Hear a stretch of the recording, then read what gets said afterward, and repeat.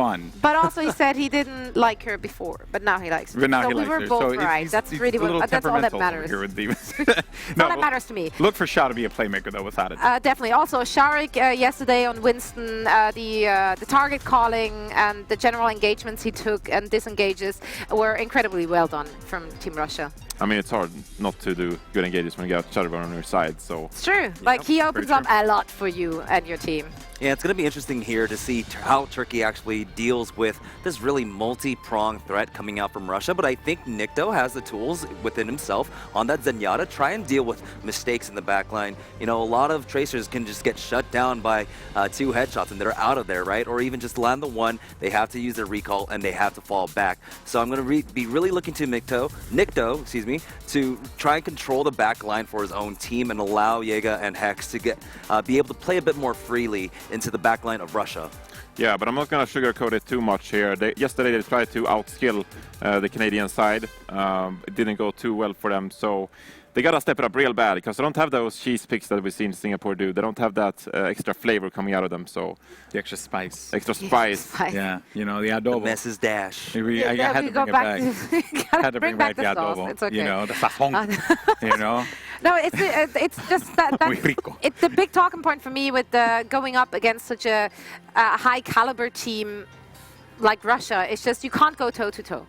You need to come up with something else because mechanically you can't really outplay them. Yeah, you need that spice. You need your mint in Sweden. Mint? Yeah, basically. It's a spice. I think it's a little bit more of adobo and sazon. Speaking of sazon, who better to be your final casters for this game than the one and only Uber and Mr. X?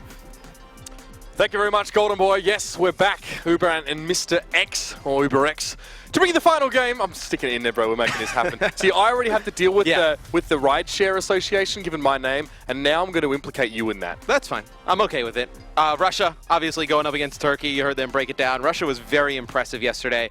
And when you have mistakes in Shadowburn, your dives are going to be good. Like Reinforced said, it's like, I mean, obviously, you know, it's a whole team effort, but when those guys are engaging, you know, they're so difficult for the opposing team to deal with. And like we said about Russia before, they don't really need to make too many big changes to this team. They've already got a sick Tracer and a sick Genji. You know, there is a discussion about mistakes being one of the top Tracer players in Europe at the very least, right? And then Chow, of course, who was originally going to be playing Tracer on this team, showed us the Soldier 76 yesterday. Now Russia all of a sudden has this very dynamic and competent triple DPS lineup. We also see Sombra thrown in the mix from these guys. I believe it was Forsaken playing that role.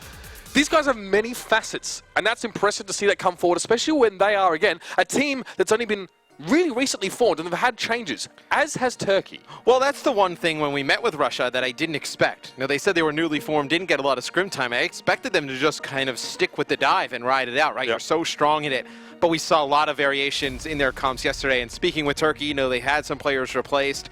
Now, they wanted to put forward the best effort here, but they're really kind of looking towards the future. They can build up some of their roster. They can come back stronger.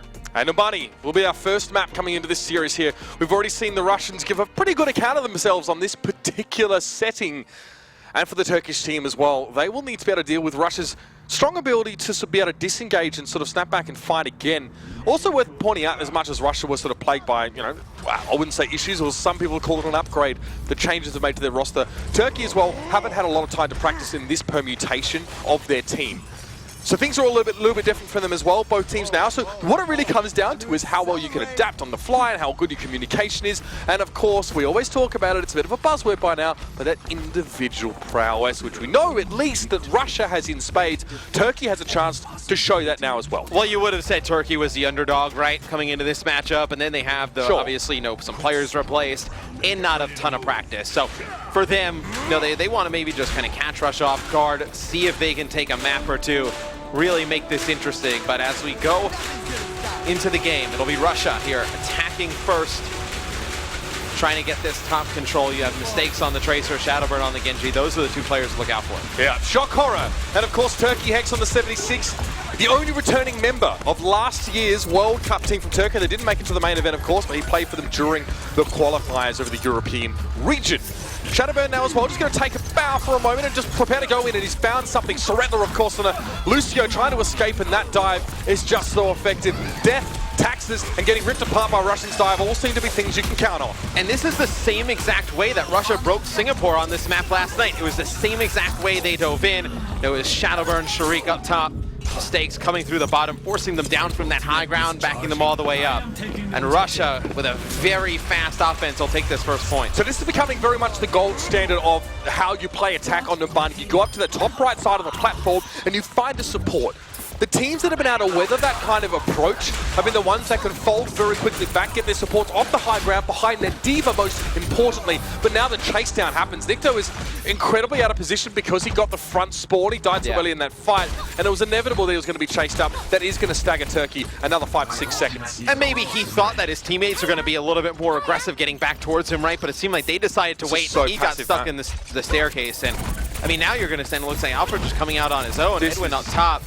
They got to get back together faster. You see how spread out Turkey is right now. It's so passive. They're sitting back so far. Russia made so much progress. They're only going to have one chance to fight here. So many teams have had 3, 4, 5 fights in this part of the map, but Turkey have been bundled out. Now they're going to be all brought together. Nikto, nice headshot towards Mistake to shut him down, but that doesn't look like it's going to be enough to stop the juggernaut that is Russia. I mean, Shadowburn with the Dragon Blade picks off both supports of Turkey.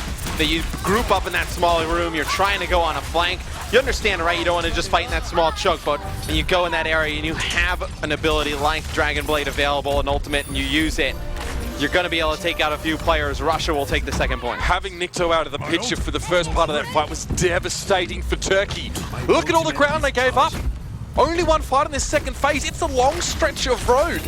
And still, they weren't able to hang around for very long, so this is not good. 5 minutes 46 on the clock now, Matt, and look at the ultimates coming up from Russia. They've got pretty much everything they need to close this one up. Well, you think if Nikto is alive, maybe, he's able to get a little bit closer towards his ult, fight with his team a little bit better. Heal his teammates? Heal his teammates as well. I do forget at times Zenyatta does heal teammates. I'm focused. Listen, I focus all about the damage. You see the Primal Rage come in there from Edwin, just trying to stall this out. Nice shots there from Mistakes as he's trying to get behind enemy lines. It'll be a Diva ultimate there. The self-destruct coming through from Alfred, able to take out Sharik, but it is still Russia on the charge here, Mitch. That's phenomenal stuff. Shadowman's found himself 2 kills over that fight. Toretla at least got the boop on Mistakes and had enough damage to get him over the line, but if you let Shadowman, in fact, if you let any of the threats on Russia get off the chain, they can single-handedly turn the fight in their favor. You notice that Sharik died very early in the fight, and still, Shadowman was untouched, able to do a lot of the work. Now he's looking to finish things off. There's going to be a Dragonblade coming out here from Turkey. They're going to try and pressure this Yaga, gets himself a sound barrier as well. Shadowburn out of the picture as a self-destruct, claiming Yaga. He was the man with the Dragonblade. The real big hope for Turkey is down. Yeah, and you saw Shadowburn go high in the sky with that charge, then use the Dragonblade. He's able to get Soretler, Alfred out of the mech. Hex will fall as well. And that was quick. That was a very strong performance from Russia. If you thought yesterday, it may have just been kind of that one match, you come into this one like, okay, let's see them do it again. They do it even better. I think it was about 4 minutes and 38 seconds on the clock after Russia had finished there, which is a very, very good time. I would say that is a very good time. So that's a great way to describe that. Yeah, I wanted to keep it pretty simple, you know what I mean? But, okay, so there are multiple places where you can get snared up and it's an attacking team on this map. Obviously, that first point. The second phase, normally attacking teams are not full held there based on the amount of access you have to high ground, and defensive teams somewhat fairly close.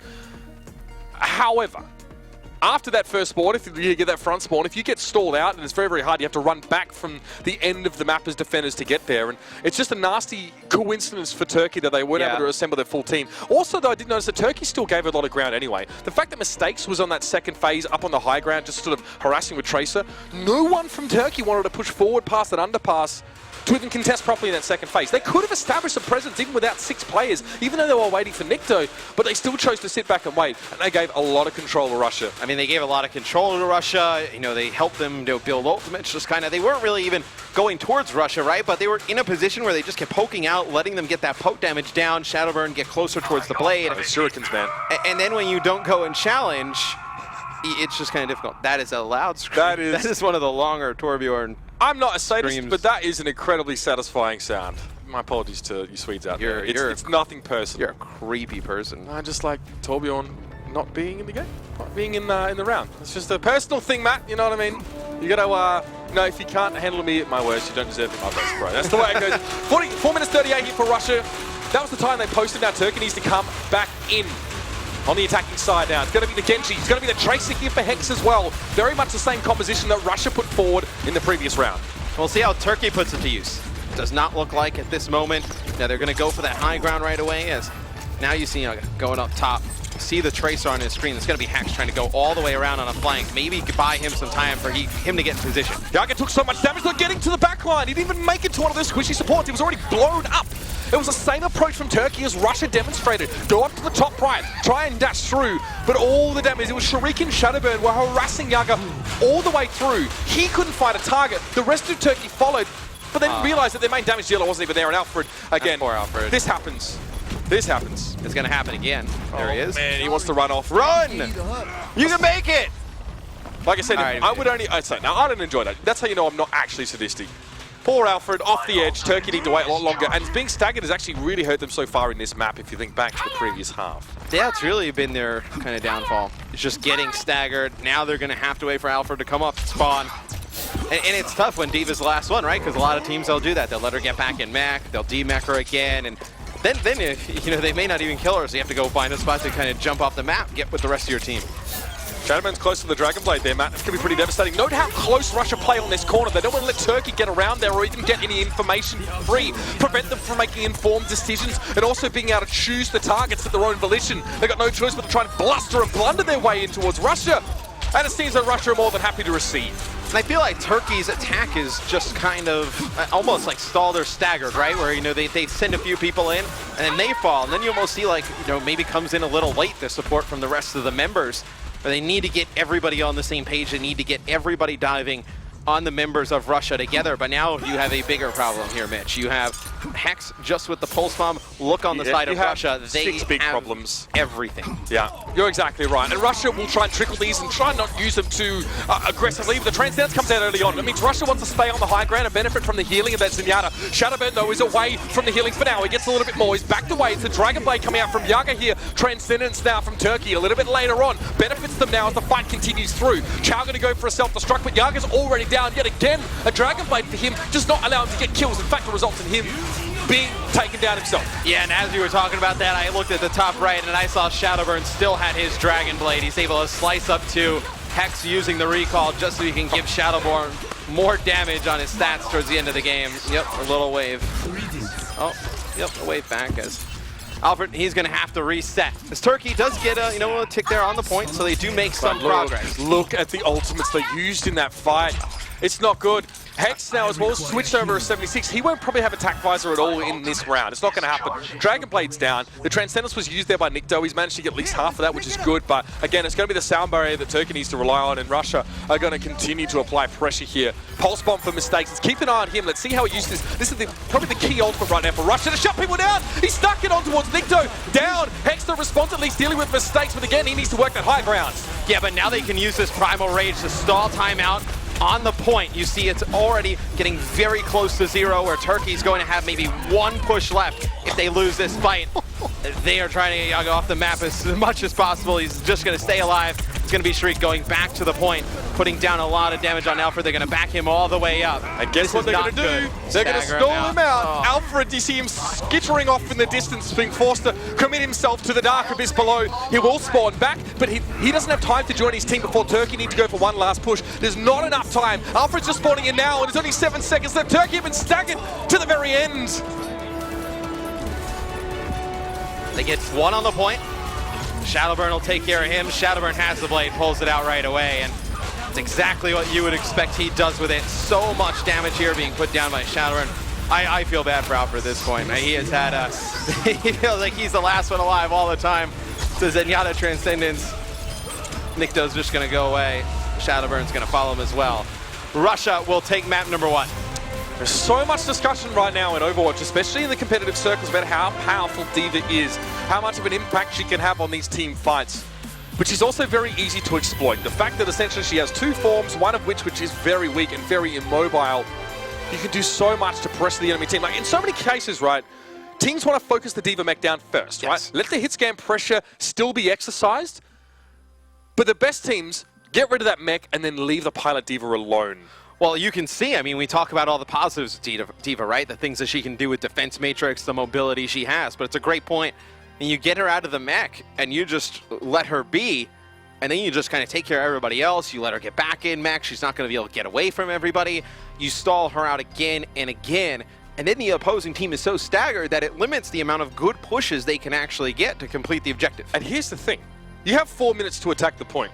From all the D.Va kills that we saw, that's at least 30 seconds staggered out. That's a number I'm definitely pulling out of my pocket there, but we've seen it. Okay, let's just say it sounds believable. At least 4 times. Staggered out definitely at least 4 times. Yeah. Let's say that was like a 5 to 6 second stack, or even more than that, because sometimes Alfred's being taken down while the rest of the team's already respawned. So that's 10 seconds of time. That's so much time. Half a minute out of 4 minutes? Well, do the math. That's 12% of the round that's been lost because of staggering a D.Va. And you think with how fast the game is, right? How many more pushes you can get. How much more, if D.Va is keeping the support side a little bit longer, the support's obviously doing more healing, getting closer to their ultimates a little bit more, providing, a little bit more protection for your Tracer, for your Genji. It just kind of spirals the game out of control, not in your favor. And it just becomes very messy. But there's what could Turkey have even done about it? Nothing, that's the problem. Yeah. When you're D.Va and you're getting staggered, there's nothing you can do about it, which is why it's so frustrating. Pilot D.Va can't do a lot except try and, get herself into respawn as quick as possible. It's just a feature of the game and how D.Va works right now. You can call it a feature, call it whatever you like, but that's just, teams know how to play around that, right? And there are some teams that can deal with it, some teams that can't. It's just a lot of time that can be lost. And remember that, the time game is so important because it puts so much more pressure on Turkey. Also, the psychological impact of being constantly staggered out. When we watched earlier on today, matches on Horizon Lunar Colony, right, where the D.Va has to go into the anti-gravity zone and jump off. And that's like double time on that stagger, which is even more devastating if your team is disciplined enough to leave the pilot D.Va alive after getting the D-suit. Well, also, I think Turkey was obviously disciplined enough, but I'm sure it probably crossed their mind with him getting staggered so many times, like when he gets back into mech, maybe diving in and getting on top of him, maybe with Winston in the bubble, right, to maybe keep him up a little bit longer and try and convert that into some kind of Frankenstein push a little bit off the back of a last one. Keep the pilot D.Va alive, let the bunny blaster go to work. But I mean, you're just not really in a great position to pull out a win. And okay, we've spent a lot of time on this point, Matt, as well, but I think it's kind of important to at least illustrate this now once, so people are kind of wondering why. And even if you're not wondering why, and you're, you've seen it before, it's pertinent when you're on the first push. Remember, you don't get 8 minutes to finish, that map. You get 4 minutes to take the first point. But now it's going to be Ilios coming up here. A map that we haven't seen a ton of so far, actually, yet. It's definitely not, I'd say, the top pick in some teams' wheelhouses, but Turkey, having lost the first map, are going to go over towards the sunny shores to try and salvage this situation. Yeah, I believe we've just seen Nepal. That's been the one control map we've seen the entire time. So it's good to see something different. Turkey maybe trying to pull out a little bit of a wild card here. It's a huge cruise ship out there. I never actually realized. I do want an event There's a cruise where ship. the casters sit in a cruise ship and we just cruise along the coast of Greece. I would be very much on board I for that. did hear of a cruise ship event as well, but it doesn't really make a lot of sense, connection stuff like that, but that would just be kind of nice. I've never been on one of those before. It'll be fun, Matt. But anyway, it's going to be Russia in the blue, Turkey in the red. They've got a Pharah here for Hex this time. Nikto is going to be on the Mercy pockets. You see Forsaken, he Discord orbs Farah. Nikto, though, he gets really weak. Some nice shots there out of Forsaken on the Zenyatta. They're able to take the Mercy out of the equation. Mistakes, taking out Yaga as well, and it's not starting off well here for Turkey. I like the idea, though, right? You know the other team's playing Tracer and Genji. Maybe you can make something happen with the Farah and the Mercy. But the Mercy just drops right at the beginning. The Farah is an easy target from there, and then things fall apart. I've got nothing against the idea of running Farah Mercy on this map at all, especially the enemy team aren't running a 76. But you notice that Russia aren't going to be put in a position where they feel like they need to run that 76. D.Va mitigates so much of Farah's damage, it's unbelievable, especially when she tries to barrage. She pretty much just can't barrage when the enemy team has a suited D.Va. It is press Q to respawn territory. But we have seen a few teams attempt that as well. And it's just, and it's had varied impact.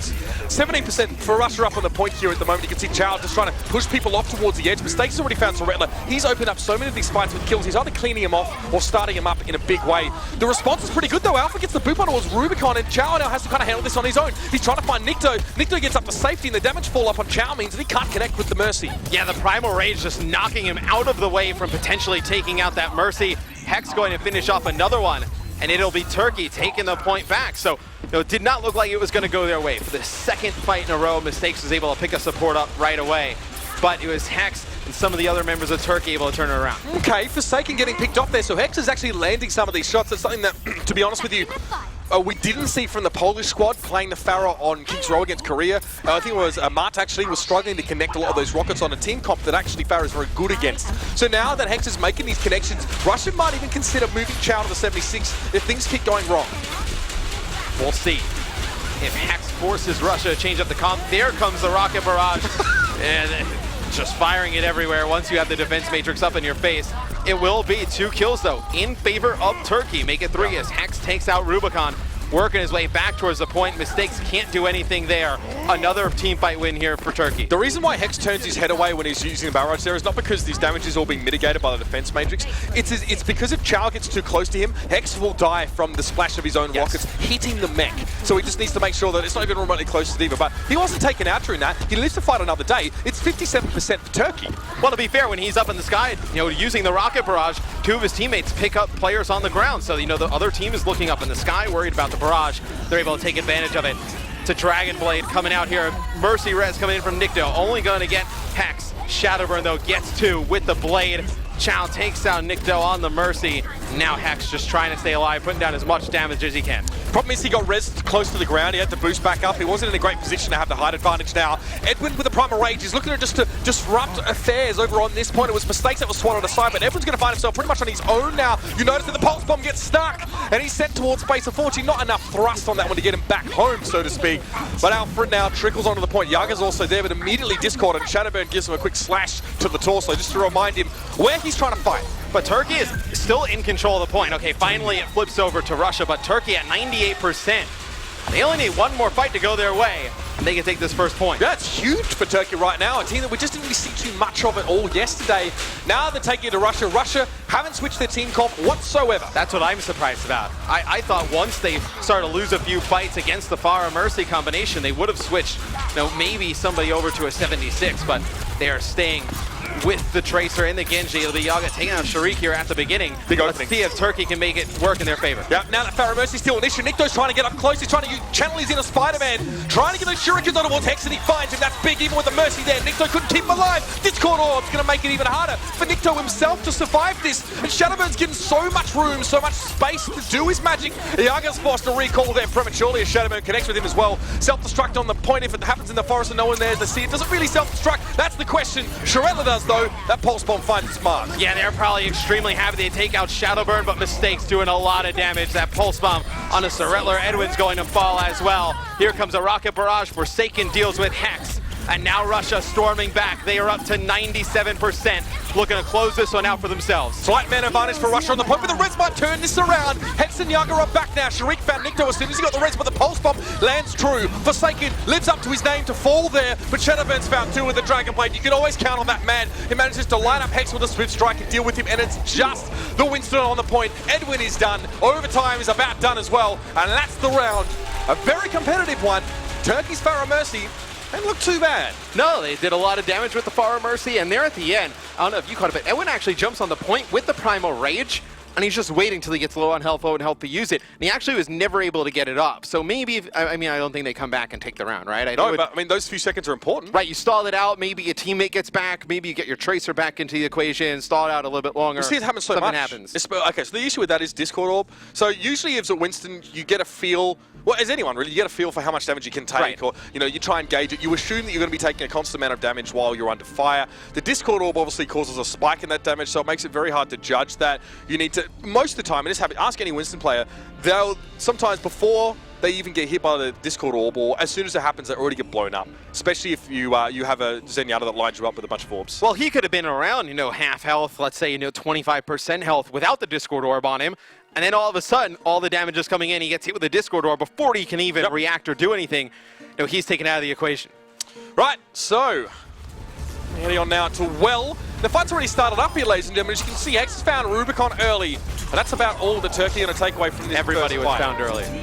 Right, so Turkey have a Pharah Mercy, and Russia don't seem to be pressured enough into making the switch. Now, there's a multitude of things that could go into this particular decision. They value the D.Va over the 76, and it's fine because Shadowburn is doing a good job of actually getting that height enough to challenge Hex for that aerial supremacy. It is so impressive, the way he uses the wall movement with Genji to be able to get to that high ground, able to challenge the Pharah Mercy combination.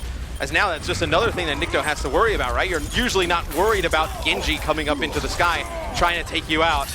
And it's really hard to hit a Pharaoh with shurikens as well. If you play Genji, you know, like, the prediction effect becomes even more difficult as a projectile player to actually hit that Pharaoh consecutively. You've got to get up in a face. This is going to be good though. Shadowburn, oh no! Everyone's caught in one little room, and Shadowburn is going to make it a murder house. Just 2 though, but both supports, and that'll be enough to seal the fate of Turkey now in that fight. That could have been a lot nastier. You always get a little bit on edge when you see a lot of people in a small room low on health and a Dragon Blade pulled. We see that, I know, a few times, though, with Turkey, right? I mean, remember on Nubani when they group up in that small room by the second point? You saw Shadowburn pull out the Dragon Blade, get 2. Right there, he finds some players grouped up. 1 swipe, 2 kills. That puts the fight away in Russia's favor, as they have already built this up to 55%. Yeah. Transcendence here coming out for Forsaken as well. You need to be careful on this point using Transcendence. If there's a Pharaoh, you can still be knocked into the hole while using Transcendence and still be killed by that environmental kill. So you're not technically fully invulnerable when you're using this. But Alfred's found Rubicon again, the first pick in the fight. Now, Rubicon, Forsaken should I say, is going to come forward here as well. Trying to spread as much healing as he can. There's 5 men still up on the point, and Nikto goes down. It's a trade though. Youngest found Forsaken after he pops out of the trance. We'll see if Shuri can stay alive, gonna get out of the hole here. As if you're Russia, I mean, you just need to stall this out, right, Mitch? I mean, there's a lot of time left for you to, you know, you have the Tracer, you don't have Tracer anymore as the boot comes in for Surrettler. No, but he recalled above the pit, so he misjudged where he was. Anyway. You got to judge where you are 2 seconds before, and he was mid-dash across the pit 2 seconds before he recalled, so that happens sometimes. 93% though still for Russia. Pretty good first opening break. You do have the res available for Turkey, so we'll see if they can group up, use that res effectively, as you know, we see time and time again, you know, maybe the res gets used, you're not able to get a few players. Yeah, honestly, you just want 1 or 2 actually. If you have to get a 5-man res, you've already lost the fight, and you give so much time to the enemy team to set up and deal with the respawns from that res. So 1 or 2, call it a tempo res. I know people on Reddit hate that, but that's what they're called, to deal with it, nerds. Hex is up in the air, he's half health there. Shadowburn's trying to challenge him still. Well, I think if the Pharah dies, I think you use the res to get Pharah back up. You can, you know, put Mercy up in the air with her, survive a little bit more. But there's the 2-man res coming through. You're going to have Lucio and Diva back in the equation for Turkey. The sound barrier comes in as well. It's going to force Shadowburn all the way back. That'll be another team fight that Turkey wins here. The Dragon Blade for Russia, though, coming in for the next one. Honestly, you are seeing the result of a team composition that's not super effective at dealing with that Pharaoh Mercy. Yeah. We were on with Shadowburn the whole fight, and you could see him constantly. He had Hex at half health every time. He kept getting healed up even more and more. And as a result, Shadowburn wasn't able to contribute to any other targets, and that left the rest of his team quite vulnerable. Shadowburn's going to go up top here, just try and get in a position where he can just come down with a Dragon Blade. And Hex is probably like, what the hell is this? I have a Genji up in the sky challenging me at all times. The self-destruct comes in, and now the blade comes out. It's going to be Chow getting 2 with the self-destruct. Shadowburn in the sky trying to take out the Pharah. Hex has no idea where that's coming from. It'll be a big Dragon Blade kill as now Russia gets back on the point, trying to take it here. Trying to take map number 2. Death from above, definitely. That's what Shadowburn's been about so far. I'm sure it was with no small sense of satisfaction that he dropped down on top of Hex and cast him asunder. Hung, drawn, and quartered, perhaps you could say. It's Russia with 96 now, and the primal rage for Shari's going to make it very difficult for Turkey to get back to this point. Hex is going to have to go and hit the ground to even be able to keep this one going. He's forced to stay airborne right now. Surrettler's there, and so is Alfred. The stall is underway. Shari's booped into the pit. It's a big kill there as Alfred goes into the pit as well. There'll be the Rocket Barrage coming through for Hex on a Rubicon, so you get 1 support out of the equation. No. It is a pulse bomb from Mistakes. I believe Edwin just jumps right into him. With me, he said. But it is Russia cleaning up the rest of the members of Turkey. They will take map number 2 to go up 2-0. I feel like this is a decent, I guess, illustration of how to manage a Pharaoh Mercy composition if you don't have a 76, or you don't want to play a 76. You don't have to use it. Notice how effective Diva Self-Destruct is with Pharaoh, because she has very little air control. Yeah. When you're up there, you have to use your concussive blast. That's the only way you can actually sort of reroute your course, and you're very, very vulnerable. In fact, Hex didn't die to that one, but the Mercy did, of course. That was Nikto going down. So, Pharaoh Mercy gets dismantled. Matt, that's 2 maps done. The Turkish team looking a bit average right now, but a chance to bring it back after the break.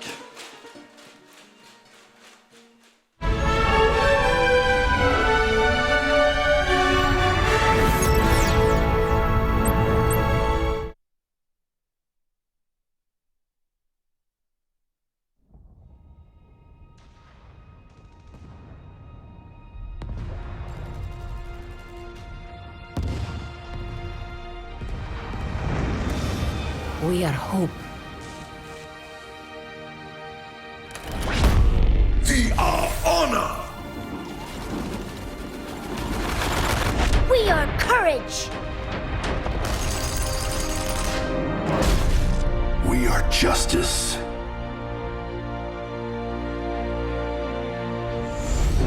We are compassion.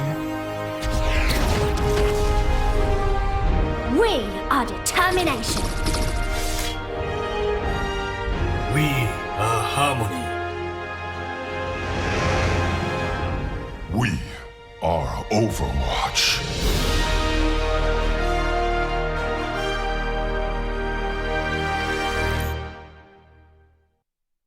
The Overwatch World Cup 2017 is brought to you by Omen by HP, T-Mobile, and Blizzard Entertainment.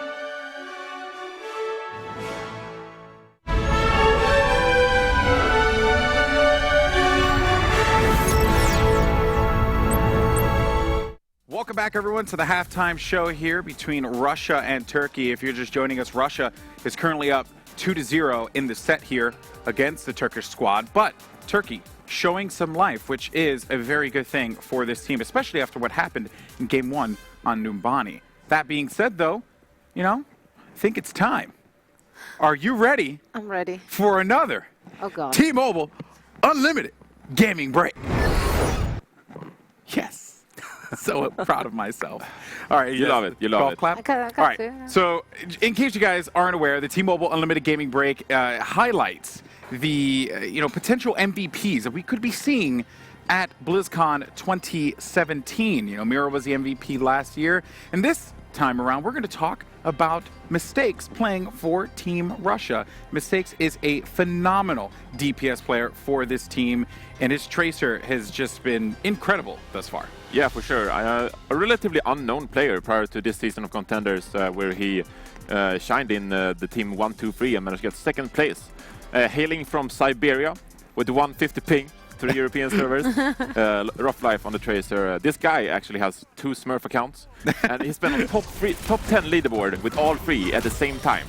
This guy loves this ranked play, but he decided to make a team, so he was the captain of the team 1-2-3, and they got second place in Contenders. Really talented young guy hailing from Russia. It is incredible to see how far a player like Mistakes has taken himself, right? You said, I actually didn't know that he made the team 1-2-3, that he leaded the team 1-2-3, which they had such a run. I mean, United ended up facing off against them in the Contenders finals. So pretty awesome stuff there. Well, guys, we're looking forward to seeing, plenty more out of Mistakes. But the good news is we had an opportunity to catch up with him courtesy of my friend Malik. So let's go ahead and check that out.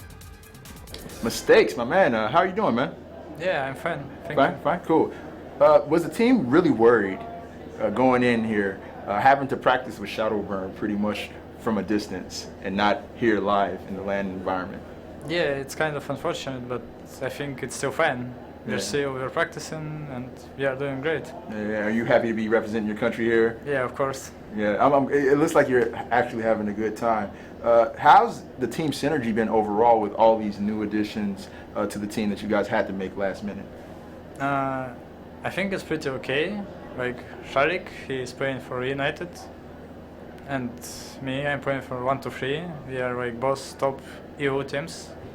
I think everyone is experienced enough, and of course Shadowburn. I think we're gonna do really good. Yeah, and we are already doing it. Right. At the end of the day, you guys actually loaded up and have a pretty good squad. So I think you guys are going to do pretty well, man. I wish you the best of luck. Thank you very much. Thank you. And guys, on that note, this has been another T-Mobile Unlimited Gaming Break.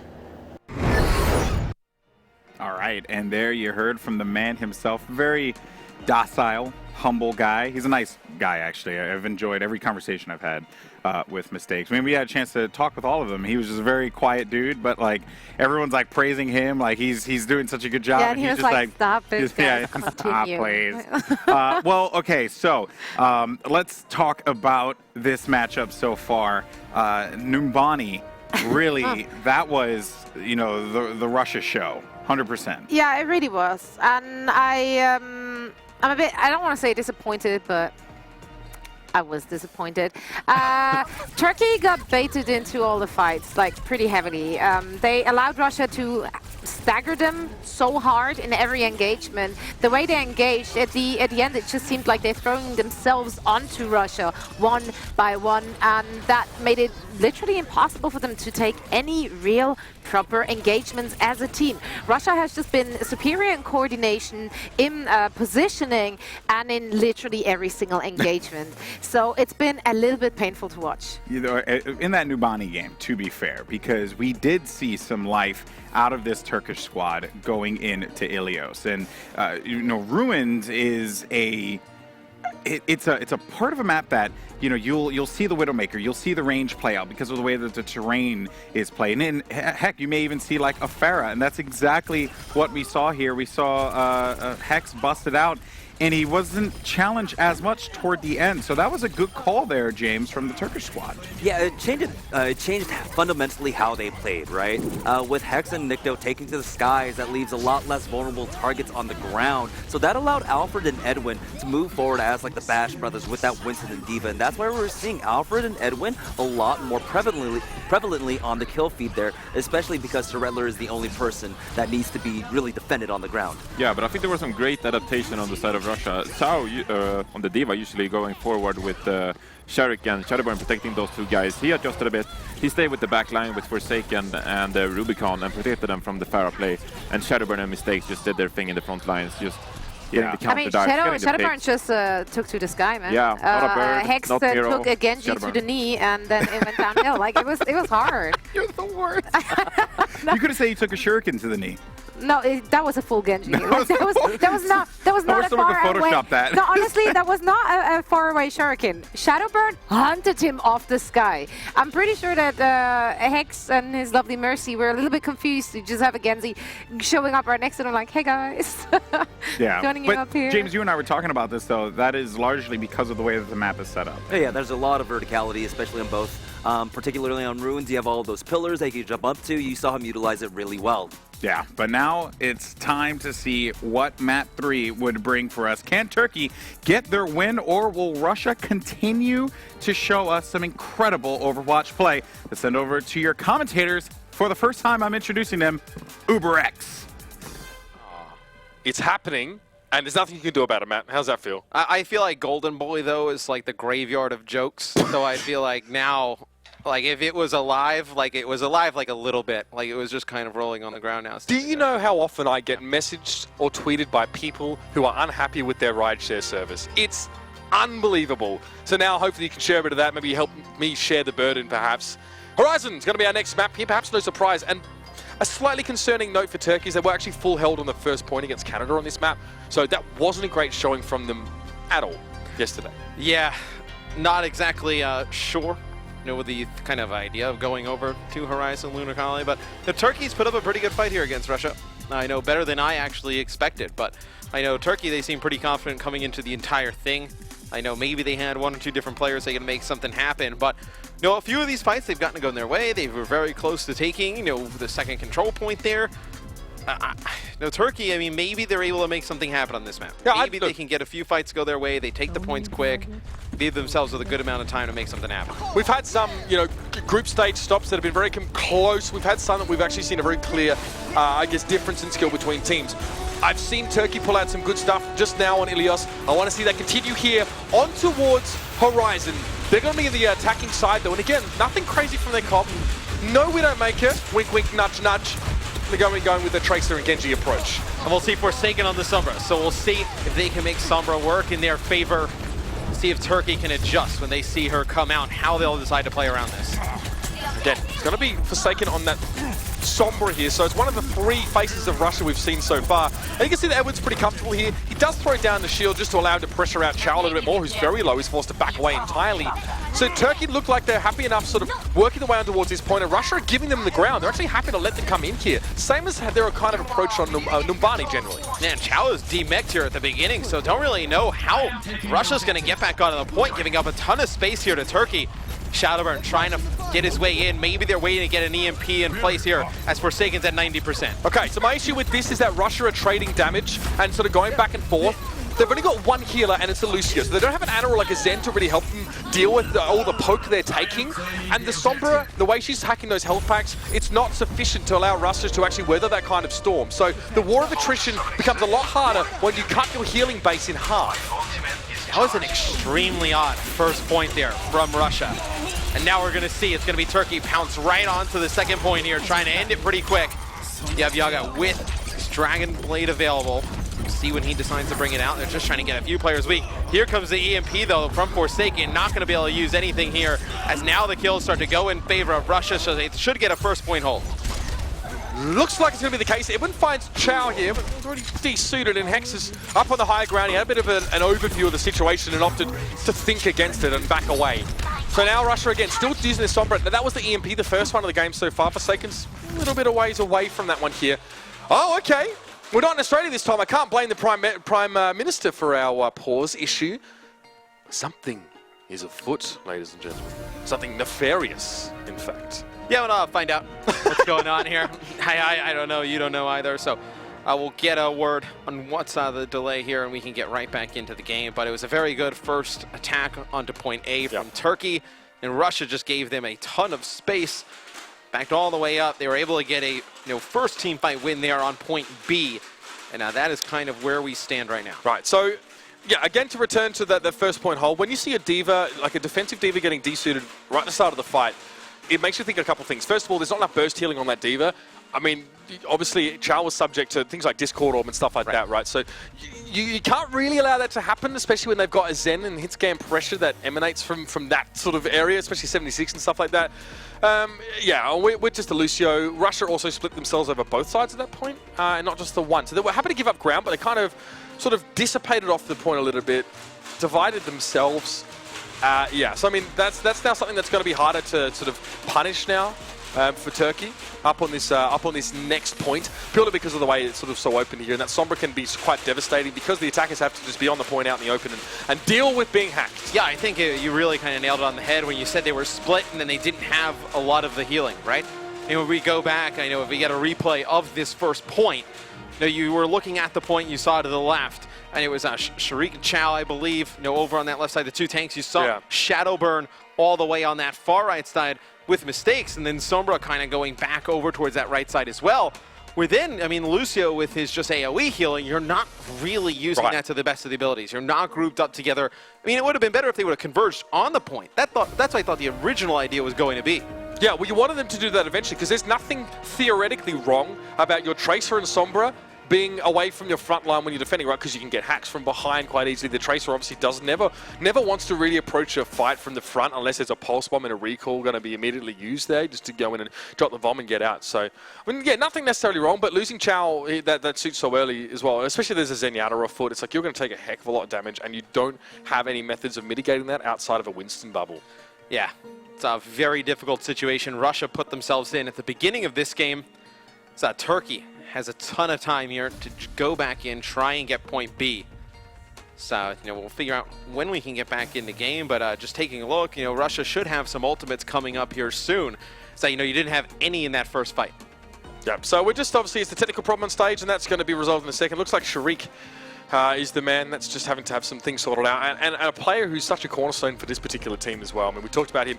He plays on a team currently called E United, and they're one of, I'd say, the last remaining real top European teams that we're seeing, consistently, right? A lot of European teams, they're seen as, some teams are moving over to NA and playing, but United have remained in Europe and have sort of been top of the tables there for quite some time. The only opposition they were really suffering was from Movistar Riders and maybe to a less degree Misfits in recent times and Lazy Kittens and stuff like that. But they're an aggressive team. They just want to dive all the time.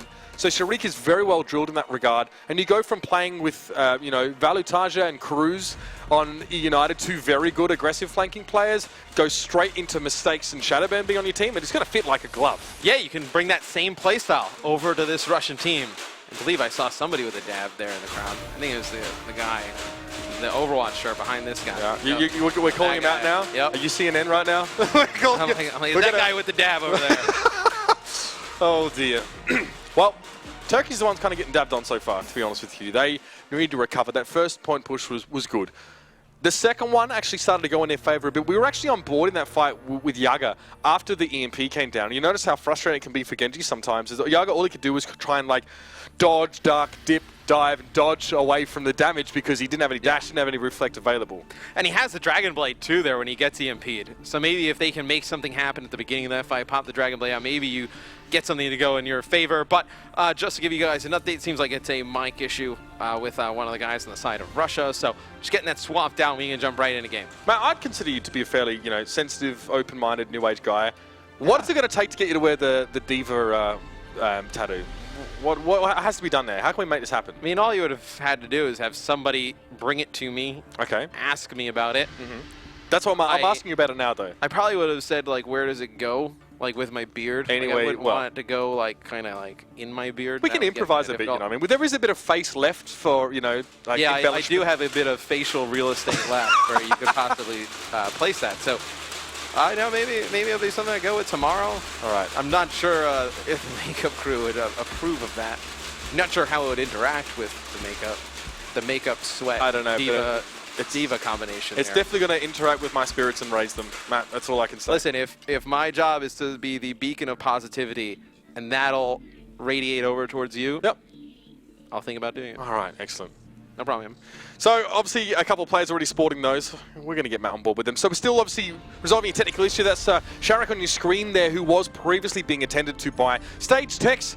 So, it looks like he's not too far from being ready at all. 6 minutes and 8 seconds is what the time bank that Turkey's working with. So, after the rather quick first point take, which is not necessarily out of the ordinary, but it's a good sign for Turkey because yesterday they didn't even get it. Yeah, so you see improvements day to day here from Turkey as they came into this really playing for a lot of pride. They wanted to show how talented they were, and then maybe as they go forward, get some better players on this roster, come back, really place well, and we can jump right back into game. So we solve the technical issue as Turkey still with some ultimate advantage here. Shadowburn with the Dragon Blade on the defensive end. He's going to back all the way up to his spawn, get some health, come all the way back out.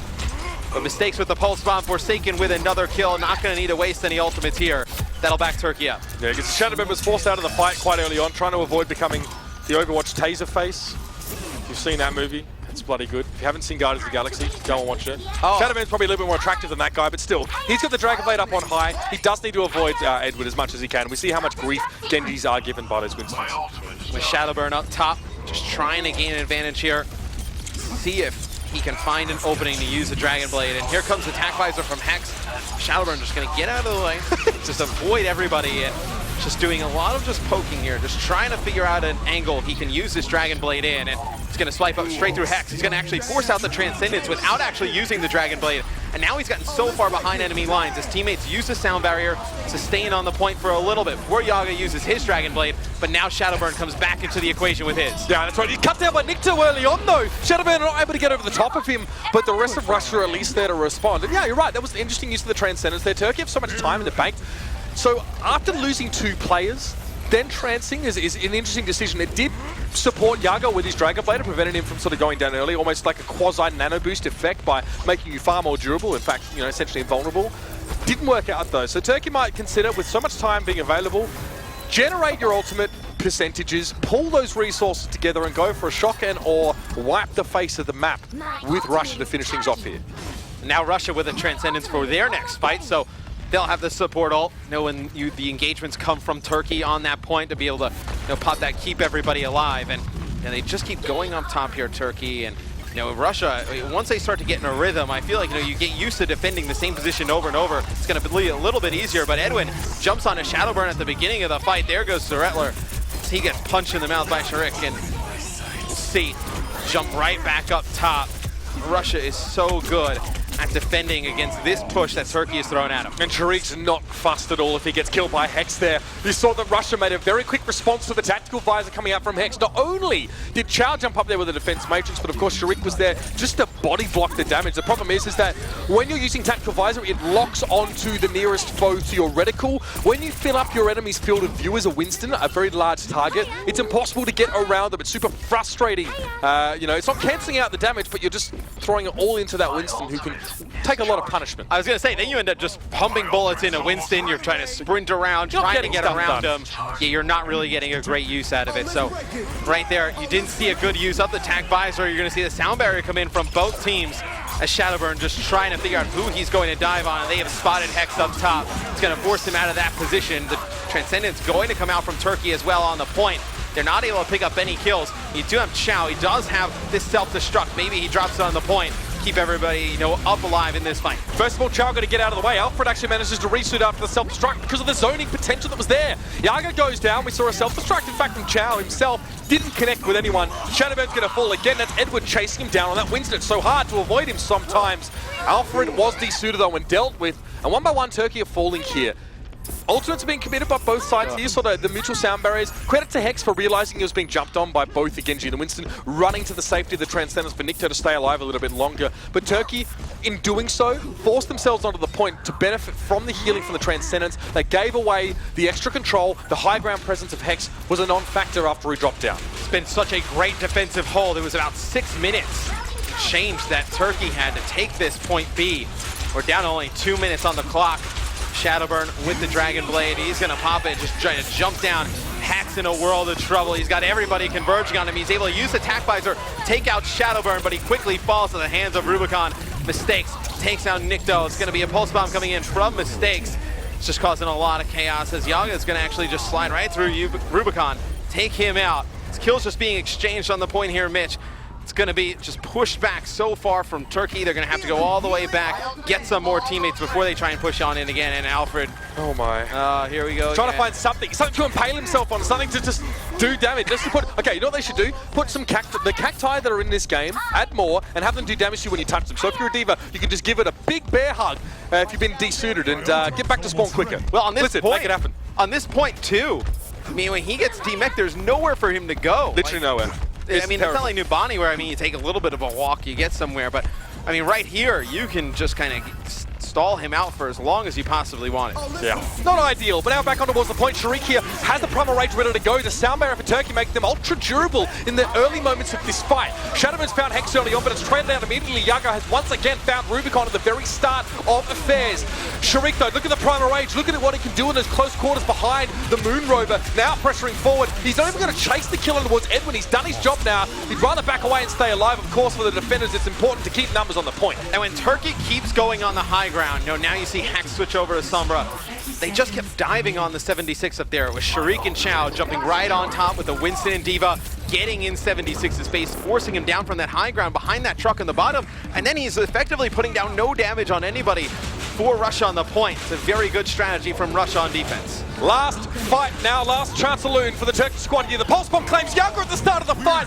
Perfect from Mistakes. A man who definitely doesn't live up to his name, at least not on this map so far. He's found 2 crucial kills, and that's going to pretty much shut the door right in the face of Turkey. Hard to recover from this kind of thing. X is there on the Sombra, just trying to get to the point as quick as he possibly could. The self-destruct is largely disregarded by Russia, and that's a hold on the second point. A very good hold. They were not good on point A. Point B, though, they were fantastic as Russia holds Turkey for 6 minutes there. Now puts themselves in a pretty good spot here to take this third map. And credit again to the Turkish side because there were picks that were being found. Russia, very, very good at identifying when there's a player on their own from Turkey. Hex had a lot of problems making things happen as old as 76. Naturally, what you want to do on that second point of 76 is have the high ground, have some freedom. But Russia managed to, you know, accost him at every single turn. It wasn't just Sharik up there, it was Shadowburn. They put so much value on dealing with that hit-scan pressure. Chow was even there. There's so many things that can respond to a 76. And then obviously when you saw the pressure on towards Hex, he was so low on health, he had to commit to the low ground to try and get some healing away from the Transcendence, and that pretty much gave up the high ground advantage completely. So frustrating for Turkey, they just couldn't find a good entry point. Yeah, there were a few times where we saw Shadowburn up top on the rafters, right? And Hex comes out on that little catwalk underneath, and it was Sharik and Chow going up top challenging him. Then as soon as Hex would fall, Shadowburn would wait because he had another support coming around the corner. It would either be the Zenyatta or the Lucio, and then that's when we'd see Shadowburn jump down, try and attack, take out that support. So you spent a lot of time up there, yeah. So you effectively give Shadowburn a 1v1 against either a Zenyatta or a Lucio, and then you force the 76 out of the equation by jumping down from that high ground. Very smart there from You Russia. reminded me of a pigeon in the rafters sometimes as well. Instead of dropping okay. a specific kind of package, he himself went down there and I dealt get with it. his foes. Yeah. So like Australian magpies, they dive bomb you if you walk under trees. That's what it's like. It's like a magpie in the rafters. It's like a drop bear. Except with wings and not a bear. But the drop part is correct. Drop bears aren't real. They are definitely real, by the way. I don't know what you're talking about. You spent enough time in Australia to know better. Anyway, on the attack, Russia now just got to get both points on the map. They need to get 60% on that last point here. There won't be any changes in team composition here. No Sombra on the attack for Russia. However, one is present on defense for Turkey. It'll be Nikto running the Sombra on defense, and we'll see how he plays this. We've seen her be very effective on the defensive end on this map, and it looks like Sharik and Russia trying to take this top control, just trying to force Turkey back to the point. Again, this is what Russia want. Minimum of casualties, able to heal through all the damage, and they've gained position. Turkey have had to give some ground here, and now Russia can use this high ground as a sallying fourth point. No, they've bunched them up in the low ground. This is terrible for Turkey. They can't be in this room right now. They need to get out, but they're going to have to take a lot of damage to do so. Sharik is cleaving onto so many targets. And when you thought that they were backing Turkey all the way... that's not good. When you thought that they were backing Turkey all the way back up, you thought Turkey would back up towards the point. Not a small, confined room with one exit.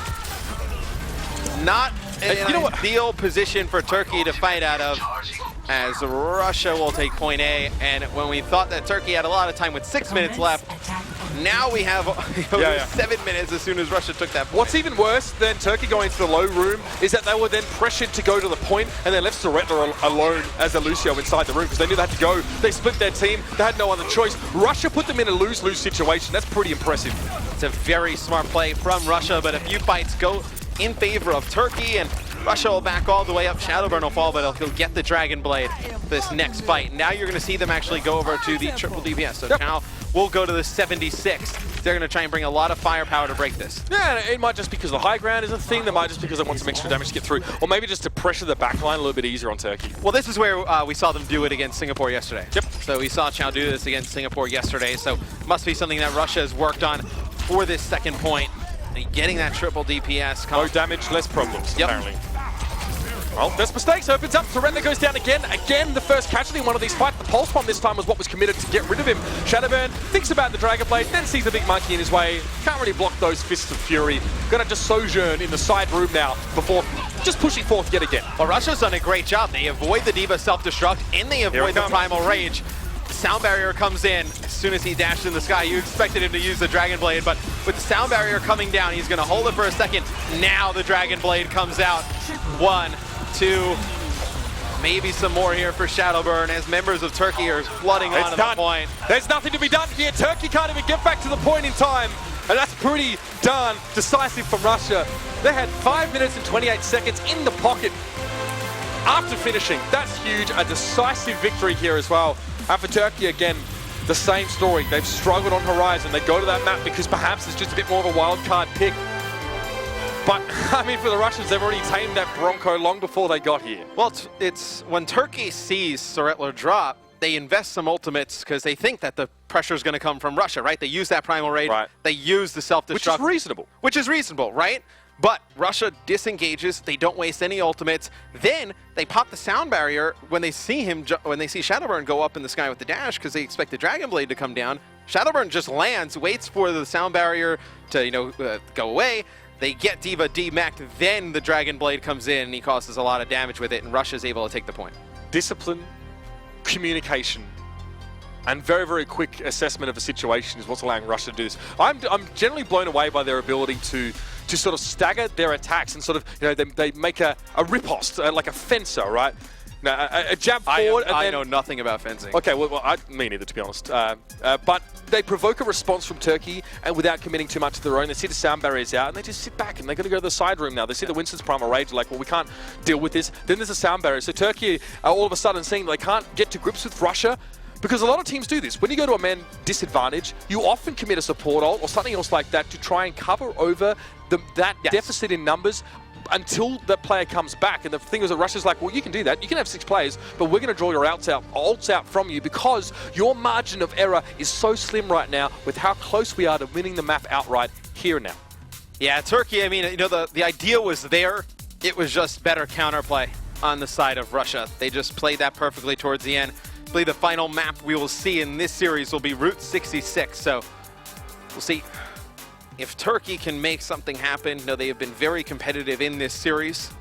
I know more competitive than I probably thought they would have been. You know, they looked decent yesterday, looked very good here today. Turkey trying to get some map wins on the board as they go to Route 66. And it's worth bearing in mind at the conclusion of today, we're going to have 2 teams that are 100% in playoffs, 2 teams that are not from each group, right? So for Turkey here, a loss in this map puts them to 0-8 potentially if things are, well, definitely if they lose this map. That pretty much puts them out of contention for those playoffs here. So that they probably realize that they're definitely, you know, being forced to walk the plank. On the precipice of bowing out of things here and perhaps a chance for the crescent moon to rise just once before all is said and done here in Poland. I think if you're Turkey, what you play for is to really just put on a show for your, you know, home fans, you know, maybe some, you know, family members at home that are watching, absolutely, right? And then, you know, maybe you come back stronger. Maybe you're able to make some of these guys permanent teammates going forward. You're able to develop a little bit more. You come back, put up a better effort. Yeah, let's not forget as well that Turkey had a team put together pretty strong, and yes, they'd practiced a lot. Like, these guys have practiced a lot, and it was generally a little bit unfortunate that they couldn't get all the players here in present. That's a reality of living in a world with different countries. I hate to put it that way. I mean, Russia were plagued by some of the same issues, but they're here and they are really showing up to play. So that's definitely not something you can sort of lean back on perhaps as an excuse. The Russians are just a little bit better, or at least so far it's seemed that way, Matt. And we'll see Forsaken on the Sombra again, and we've seen a lot of teams, you know, with Sombra on the defense, the offensive teams get stalled out. Right about where that, you know, little cut is to the left, you're able to see that mega health pack inside, and Hex actually nailing one shot there with Widow, gonna go back and change, just gonna scare the opponents from coming out a little bit, but we'll see. It's about this point where you see, you know, the tanks there from Russia, they're gonna come out, you're going to be able to farm that EMP pretty quick. So you see Forsaken already up to 50%. I kind of call this the Western anti-dive because it's not the way the Koreans play it with the Reinhardt and Zaya, but they use a Reaper to try and receive some of the tanks as soon as they hit. And you can see what Hex can do, right? He wants Russia to get aggressive with these tanks. Chow and Sharik are both under 50% health right now. So damage has been done, but it's not enough to secure those kills. And with Alfred getting desuited, that should give Turkey pause for thought. But it's given Turkey some space to move the payload around this corner. This is where we've seen a lot of teams get stuck. The EMP comes in from Russia. Chow with one, mistakes with another. Peace. Yaga, he's like, I'm out. I don't want to. When sailing goes wrong. So now the payload will be stopped at the corner. Shadowburn will get closer towards that Dragon Blade. But always just keep an eye on how close Forsaken is getting to these Sombra EMPs. That you're just going to keep hacking the health packs, letting your teammates play off of them. You see how fast he's climbing up right now. It's ridiculous. I mean, the health packs are there. Nikto gets picked off, that's why. Don't forget, Sombra gets a lot of ult percentage from, you know, people benefiting from the hacked health packs, but also from doing damage. Forsaken, if he gets involved in the fight, those more aggressive Sombras find that they have a lot more EMPs to play with. Well, and if he's going to get behind enemy lines and nobody goes back to help Nikto, I mean, he's going to have a difficult time even getting out of the spawn, right? I mean, you're going to have Sombra just keep going back there, just trying to put damage in him. You're going to have to, you know, devote more people to peel back, get him in a position. It's hard to one-clip Zenyatta as well, because time to kill is quite high when you're using Sombra. You don't do a lot of damage per shot, but here's the sound barrier from Russia coming forward. EMP as well, in case they even really need it. I kind of doubt that right now, but Yaga's forced back. He's looking for an opening to use that Dragon Blade, but he may not have one now with Hex and Nikto already being taken down. You know what? He's going to go for it anyway. Rubicon has fallen to his hand, and Shadowburn is not far behind. That may be all he gets with the Dragon Blade so far, but it's given Turkey a look in this fight. Chow, though, going to blow him up. Not quite the 4K of yesterday, but still impactful nonetheless. And you thought maybe Turkey would have been able to make something happen out of that, right? So Rettler doesn't get caught in the EMP, and he's actually able to drop sound barrier, keep some of his teammates up. But Chow with the self-destruct, you saw some other ultimates come in there from Russia. Are able to, you know, extend that fight a little bit longer. You know, you don't want to say win it because they do have some players spawn. Now they're coming off the spawn, just trying to extend it to get a really good attempt here to stop the payload in its tracks. Chow, perfect stuff from him, protecting Sharik. Sharik was going to get burst down very fast if he didn't have the defense matrix to help him out. Now that's the Dragon Blade, and guess what? Shadowburn now. It's his turn to have some fun, and he's found 3 already. That's what I'm talking about. One more flash to deal with Yaga, and the one-man wrecking crew is in. Edward falls to his hand. That, if my counting is correct, is 5 kills in the fight.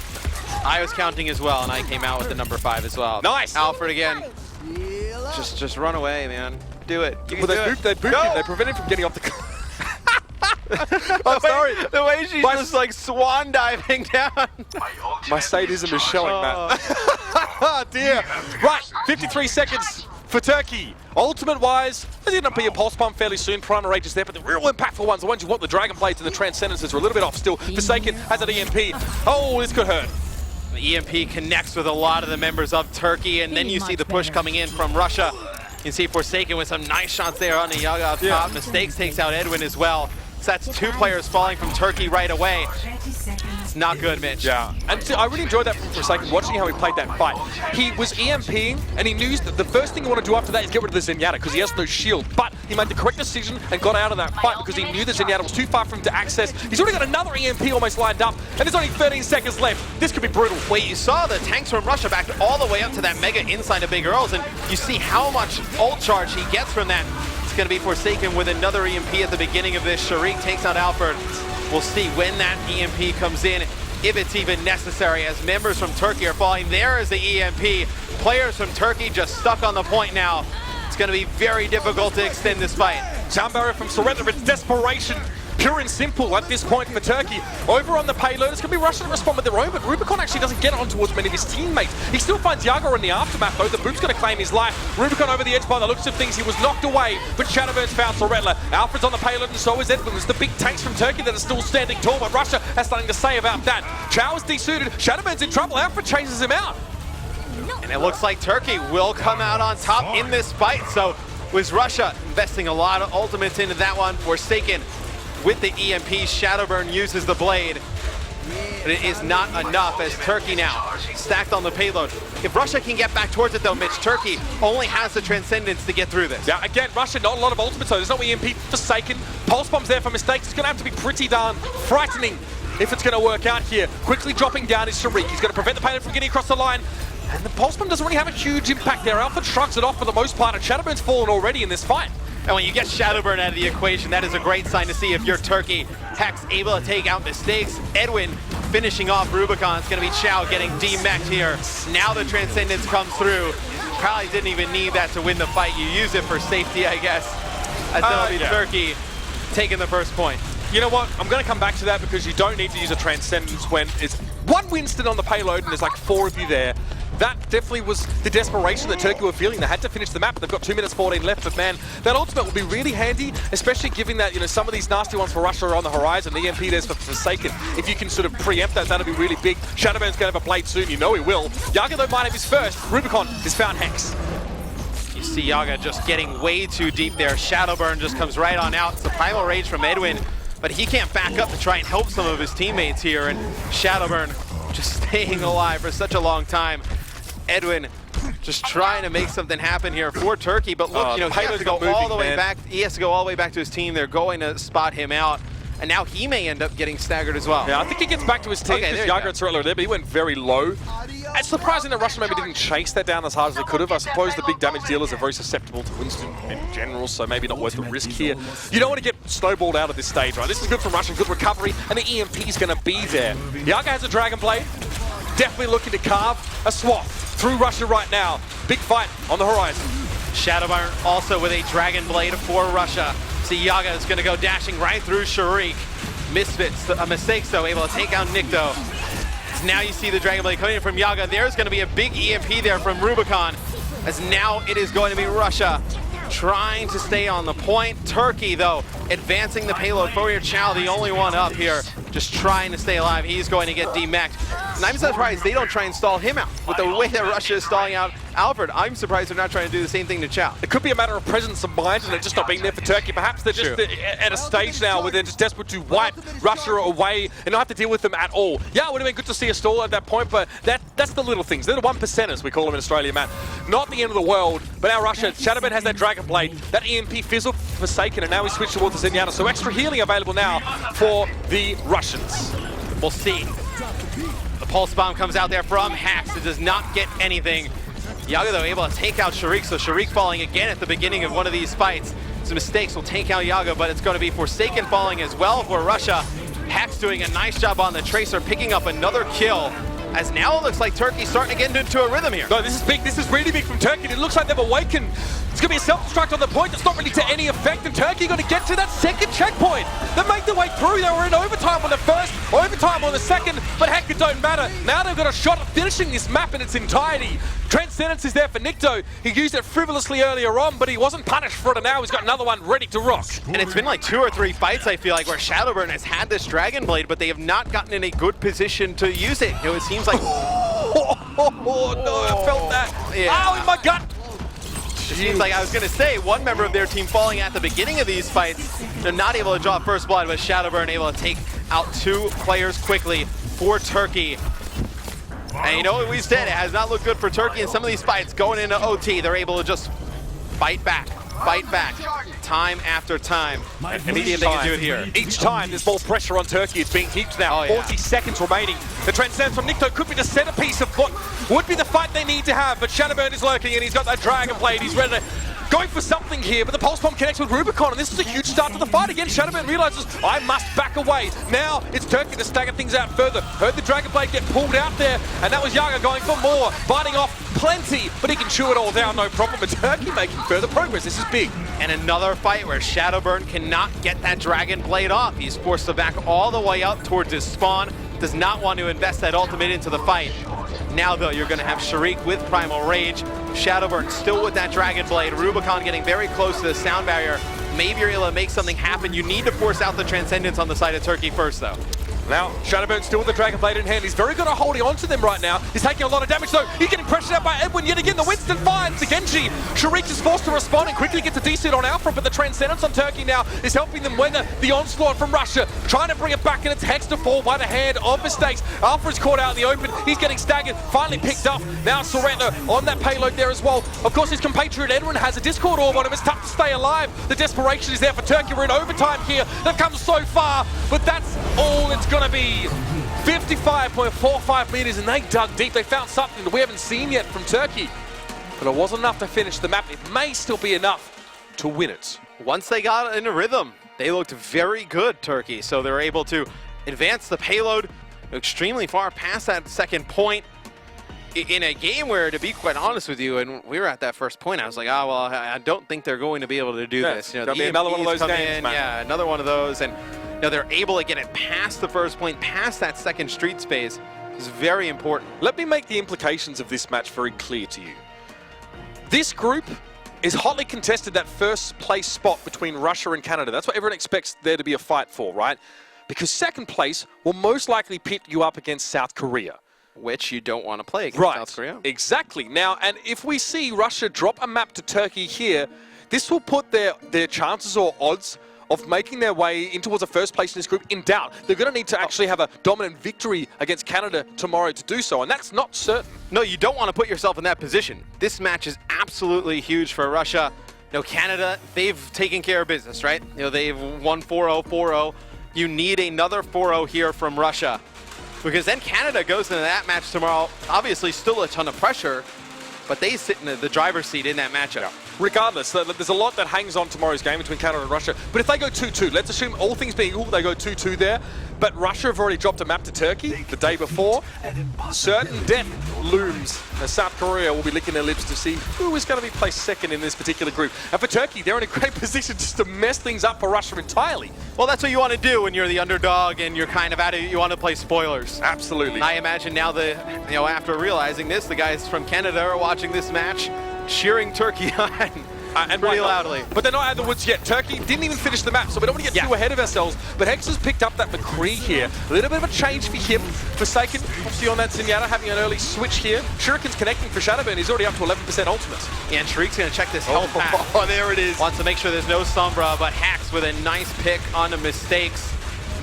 Now, if you're Russia, you just kind of wait this out. Forward. Yep, inch forward. Not going to get too aggressive until he gets back in the fold. Sharik trying his best to make himself scarce as Winston, which is not an easy thing to do. So now what's the response going to be to this McCree? That means Russia has to dive now. They need to put pressure on the gunslinger wherever he is on the high ground right now. And you should force him to flash and sort of try and throw many bodies at him and overwhelm him. Well, that's where we see teams struggle against McCree, is where they don't dive him. They don't put a lot of pressure, and he's just able to sit back, just pot shot away as now the pressure comes in. There it is. And there he falls. It'll be 3 kills for Russia. Edwin on the point.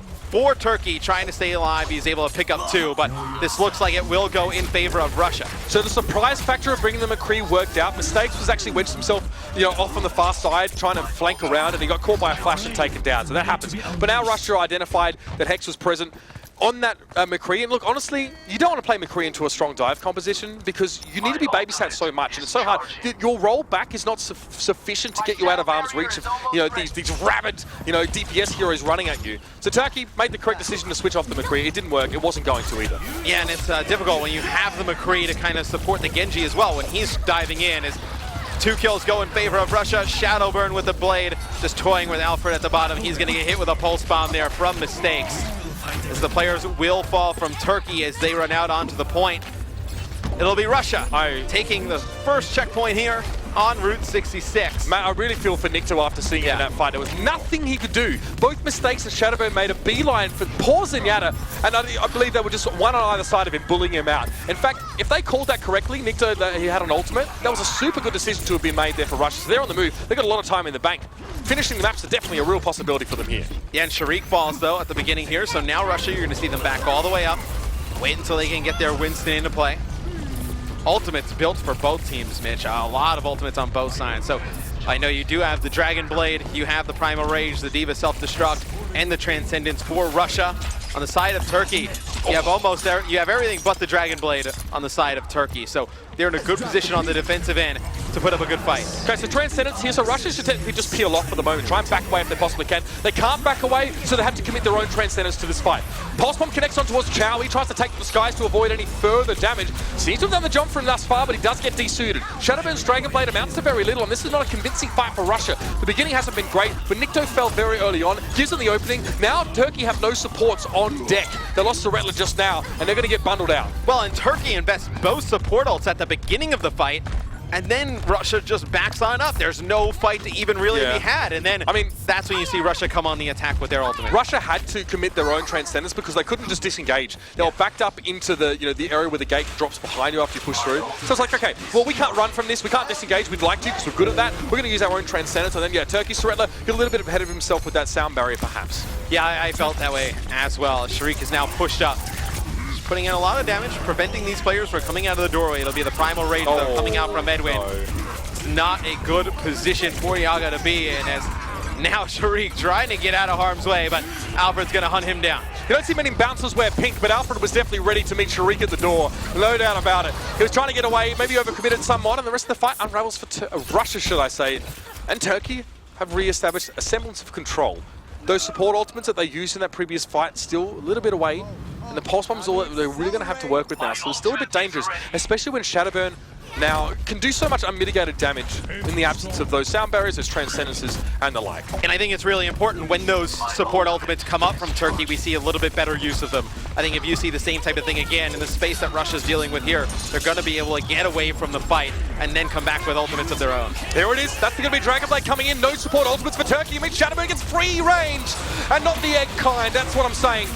Hex falls down, he has to back away there, does a lot of damage towards Edward, and there's definitely enough here for Russia to keep the wheels turning. Turkey are going to have to go back to the drawing board here and come up with something, some sort of ironclad grip on this final stage. All they can do is stall to a small degree, but Russia have time in the bank now. Remember, 55.45 meters. We'll get a glimpse of the yellow box of victory here from Mistakes just next to the semi-trailer. That's where Russia need to get to.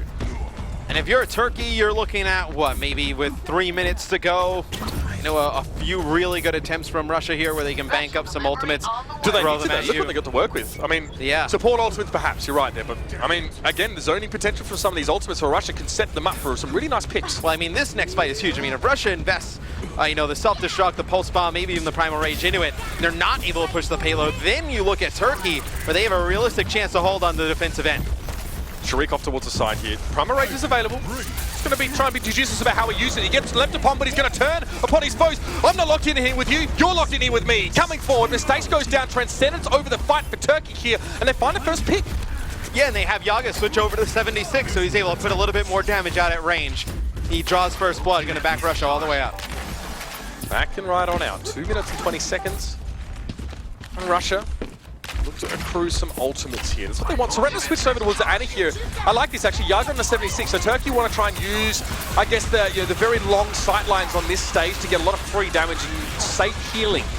Well, I mean, 76 can use the high ground, put down a lot of damage, maybe force Russia to pick a little bit of a different target as they go all the way through. Hex with another kill at the beginning of a fight, takes out Forsaken, Shriek falls as well. So even though Shadowburn picks up one, he's going to earn his Dragon Blade with some damage here. It's another good defensive stand here from Turkey. Shadowburn will creep around here. That Dragon Blade is ready. It's primed and ready to go. And notice again, lack of support ults here. Remember, there's only one AoE support ult now on Turkey with Nikto, and he doesn't really have the one ready to go. Shadowburn could be devastating here. Note that Rubicon has a sound barrier, so they can just force the issue here. Russia should definitely try and force a fight now. Turkey will have the Nano Boost Tac Visor combination, though, as now Shadowburn gets hit with the sound barrier of his own teammate. He's going to get up top as he hears the Tac Visor and the Nano Boost comes in. Not able to dodge Yaga, though, as he takes him out. Chow just trying to get into the face of the opponent's 76 here. He has no support as his teammates are falling behind him. Shriek and Rubicon, though, keeping this interesting.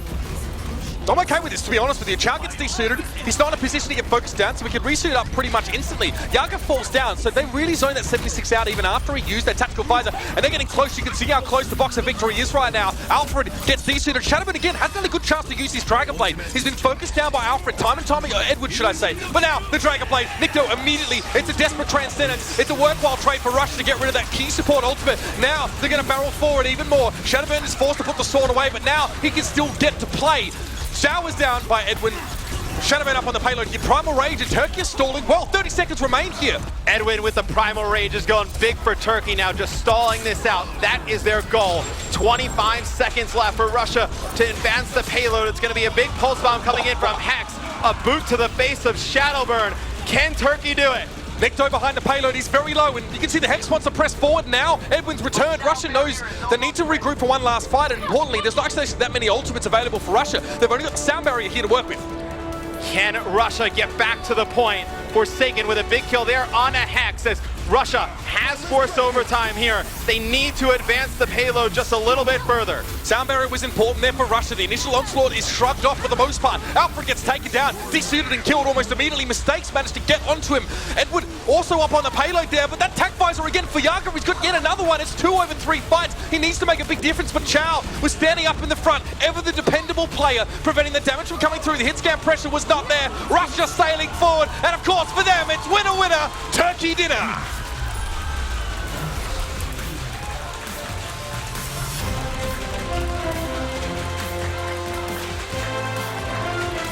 Four in 0 in this series. Looked like it could have been a lot closer at many points, and for Turkey, they started to show a lot more of their teeth here. Their individual prowess on their players and also their ability to navigate these very drawn-out team fights and create stall scenarios has been good. But again, Russia just a titch ahead.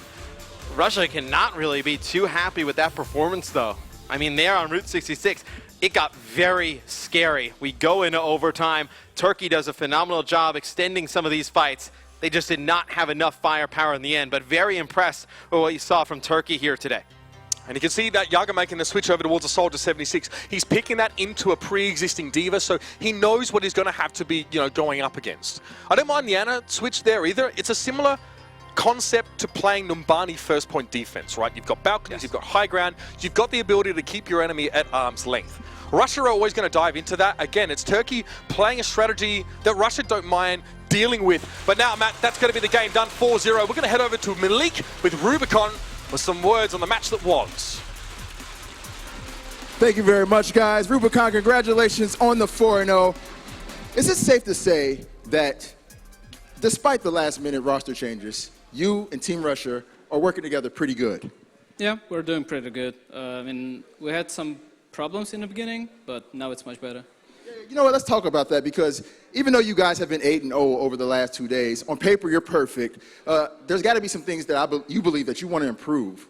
Talk a little bit about what you guys could have done better today. I mean, we almost lost this last map, which shouldn't have happened. I think we should manage our ultimates better, and we should engage much more consistently. Like, we have to do it much faster or decisive. All right, so tomorrow, it's a big match against Canada. You guys are both sitting on top of your group at 8-0.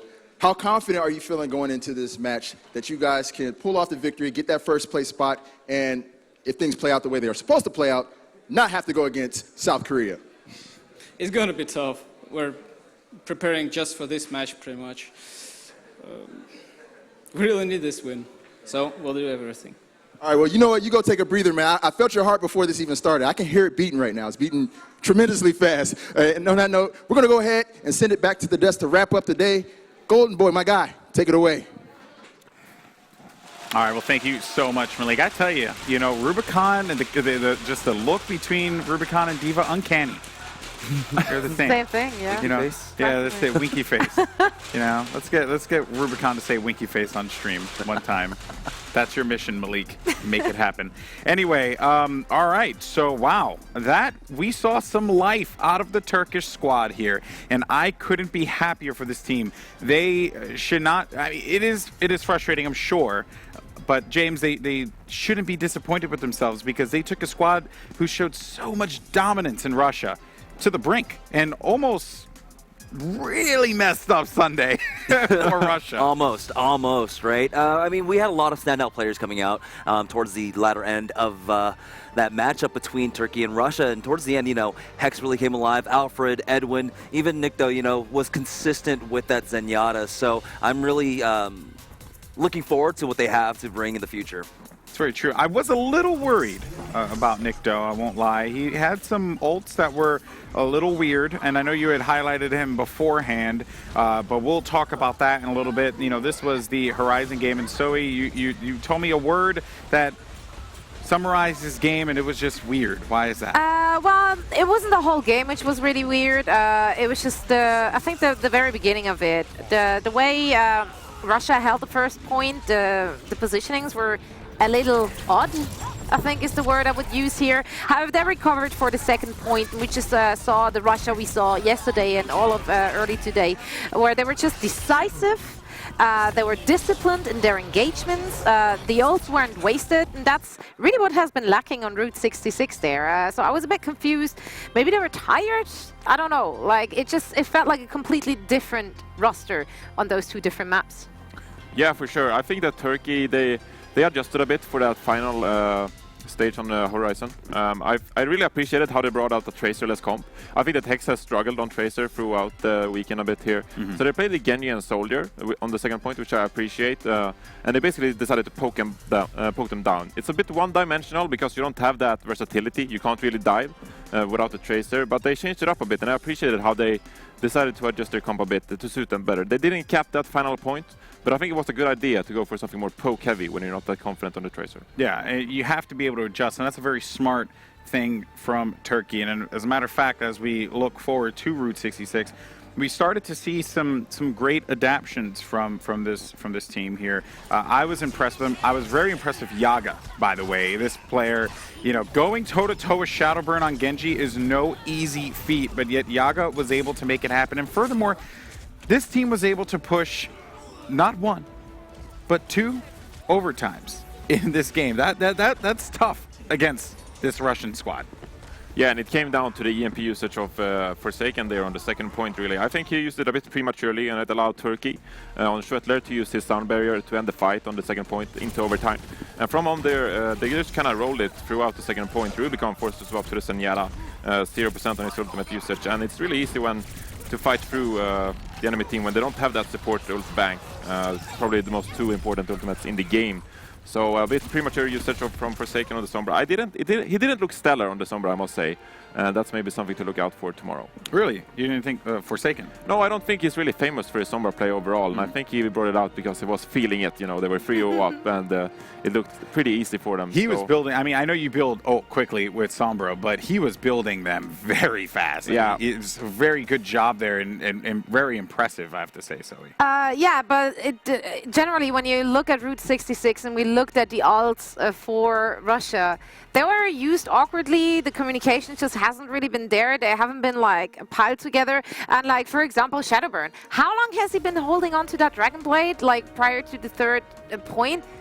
He's had it forever. literally forever. But the So Shadow it Burn was need a just, Dragon Blade, though? oh, One can, that's an argument as old as time itself. So yeah, that might be, But I just felt like they were indecisive there on their ult Fair. usage, and that almost cost them the map here. Yeah, I like how Turkey swapped it up as well on the final point. They played the Sen Ana game, which is a bit more sustained. You sit back, and you really saw how Shadowburn struggled, especially when he pulled out the Dragon Blade in the final fights there against the Nonovisor. So he couldn't really find his groove versus the Sen Ana comp. And it's good from Turkey, again, from adapting, you know, mid-game. And James, I think you were commenting that prior to the conclusion of the game, that they were adapting. I was a little scared when they swapped off from the Lucio onto the Ana, but it definitely worked out. Reinforce had mentioned in between the games that once the Rettler went on there, once the rest of the team from Turkey actually swapped or played around the payload a lot better. They didn't force out the line of sights, and they just played within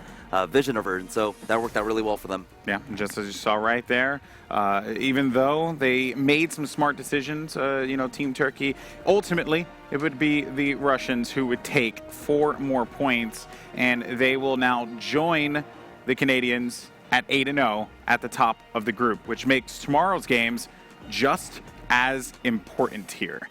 Which this is going to be insane because not only are you going to have the Netherlands facing off against South Korea, and we saw that Poland was bringing it to them, although it wasn't like, I'm sure the results that Poland would have wanted.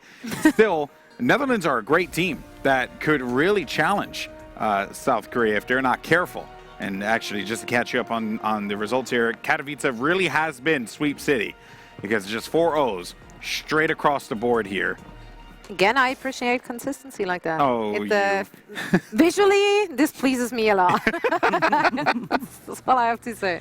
Yeah, 4 O's across the board. But you know what? I guess, let's It wasn't talk. as one-sided as yesterday, though. Yesterday's 4-0s were 4-0s, all right. But today, the score doesn't quite suggest how close some of the matches Yeah, it came. doesn't show how well Danya was performing against South Korea in that South Korea versus Poland match. I mean, I believe he got more kills individually than the entirety of the other match that South Korea played yesterday. Yeah, so good things to take away from that, right? Always a plus, but there you see the Group E standings. South Korea and Netherlands are going to be 8-0, and they're at the top of their group. A very different outcome than what we've had in our previous 2 stops. But are you guys ready for the schedule and see what we're going to have tomorrow? I'm so excited. So you're bringing it up anyway, right?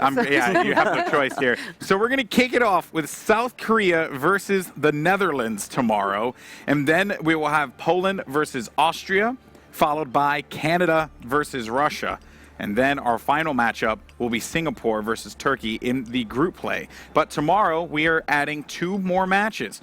And that will be the first and second place of each group battling against each other to determine who will qualify for BlizzCon 2017, who will join the likes of Australia, France, China, and Sweden. I got you, baby. In Anaheim, California. It's going to be a good day. I'm excited for these matches tomorrow. Yes, so am I. I mean... Any match in particular? All of them. Really? Okay. Honestly, all of them. Even the ones which are only fought out for answer. honor and bragging rights, even those I will be enjoying. Like, tomorrow is a big day for all of those teams. Yeah. What about you, James? I'm looking forward to Russia versus Canada, not just because of the results that'll come out from that, but just because I want to see Agilities face off against Shadowburn. It's going to be awesome. Top 10 anime battles. I agree with Jesus. It's going to be real co-op. I'm the one, of course. I have to go full weeb. All you really need is just a Hanzo on each side, and then things just get crazy at that point, man. I mean, Mangashu is bringing it. Yeah.